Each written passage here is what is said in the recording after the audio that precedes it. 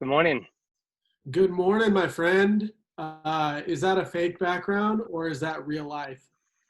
I think we did this. This is like maybe in the first 10 Psalms. We asked the question. This is Oh, did real. we? We totally did. I think I was in this exact setting. You're like, dude, this does not look real. I'm like, this is my backyard. And you've been here, now. Yeah, man. Yeah, for sure. We're gonna put you in the hammock, bro. Dude, with my leg, that might be the ticket. I don't know.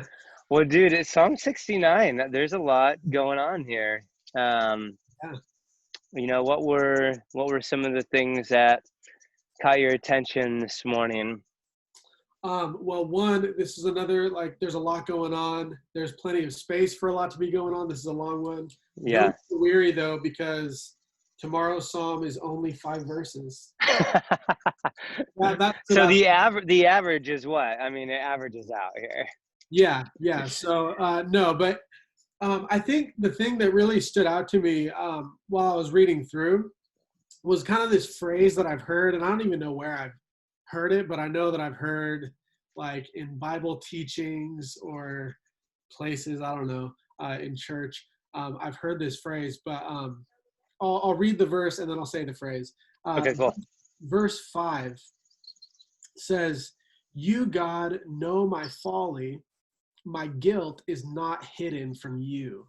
Mm. And that's just an interesting thing to think about, that God knows my folly, God knows my foolishness, my guilt, the things that I've done that inspired guilt, the sinful stuff, just the stuff that I wouldn't want anybody to see or know about.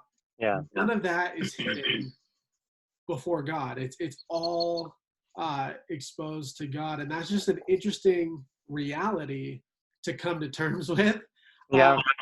And that's where, when I read that verse, I thought that, and then this phrase came to mind: "The one who knows me best loves me the most." And Mm.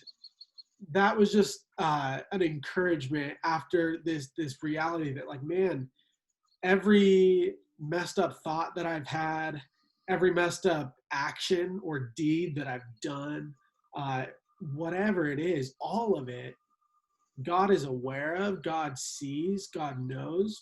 Mm-hmm. But then there's this other idea too, that he knows me the best, right? He knows all of my good stuff, he knows all of my bad stuff, but he also loves me the most. He knows me the most completely, Mm-hmm. and he also loves me the most completely. And that's just so cool. It's not that I need to be ashamed or terrified or anything like that. No, but to be sobered and humbled, yes, and then just amazed because he has such a great love for me. And then towards the end of the psalm, in verse 30, I think it's cool that David, he realizes, even though he was living in the Old Testament days, that the relationship that he has with God is more important to God than the animal sacrifices and stuff. He says, "I'll praise you with Mm-hmm. a song, I'll glorify you with thanksgiving. This will please the Lord more than an ox or more than a bull with its horns and hooves." But then it says, "The poor will see and be glad. You who seek God, may your hearts live." And in verse 33, it says, "The Lord hears the needy and does not despise his captive people."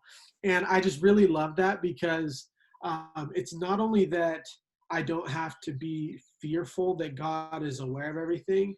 No, I can see it and live. I can see it and be glad, not because of animal sacrifices, but because of what Jesus did on the Mm-hmm. cross.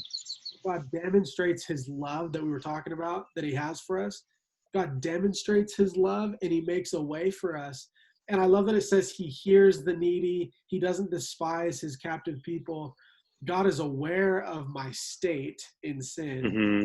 And it's almost like he's just delighted to swoop in and save and love and breathe life. So that's what stood out. And that's what I was thinking through. But you're up, man.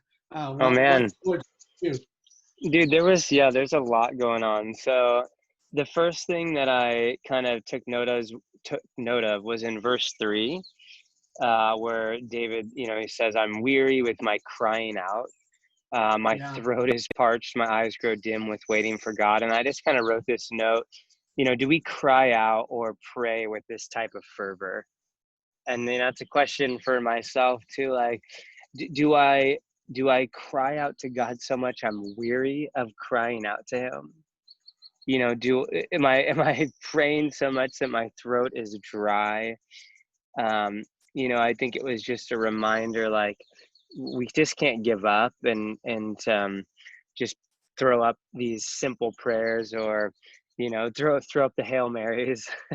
um, and then I love that you pointed out verse 5, because I also kind of then circled that and just said, then David admits his fall. There's this humility to it, right?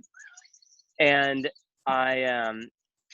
I then fast forward to much later, right where you were. I kind of circled 32 and 33, where he kind of says that, when the humble see it, they will be glad. You who seek God, let your hearts revive. For the Lord hears the needy and does not despise his own people who are prisoners. I was reading through it, kind of going, man, is there hope? Is this song going to have the turn and kind of give us the looking forward?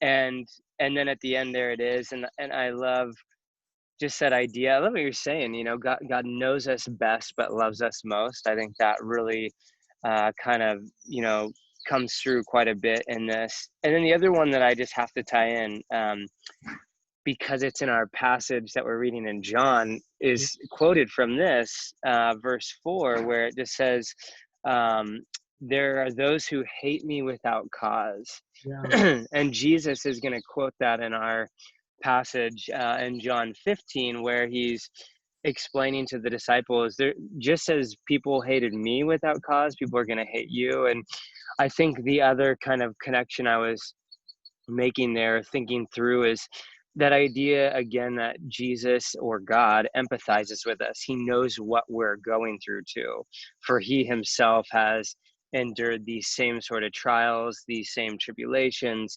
To be hated by someone without cause, we see it in the flesh in that verse where he says it. And so I think that's another comfort, as we read through the Psalms, like, man, God really can relate. Like, he went through these same things. In the same way, he cried out to God, weary with prayer. We're going to see some of that in the garden, where he's just praying his guts out. And so I think it really, what you said is a great landing place, that, God knows us the most and loves us the most. And so let's go to him. I can't help but, as we keep reading through these, and I'm not trying to do it because of the quote unquote moment, but can you imagine, like, reading this stuff as an African American in our country, even in the last, since the founding of the country, Yeah. going, wow, there's people that hate me without cause. I mean, this is like their prayer. And yet they come to somewhere like verse 32, and the Lord hears the needy, and he doesn't despise his own people who are prisoners. So it's just a strong encouragement. The Psalms continue to sort of point us back to whatever we're going through, whatever the moment, come to him. And it may not be immediate. You may be crying out. You may be weary with prayer for the same thing, or just in general. But the Lord hears, he sees, he loves, and he's moving.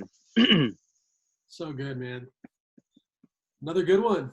Yeah, dude, this is a great one.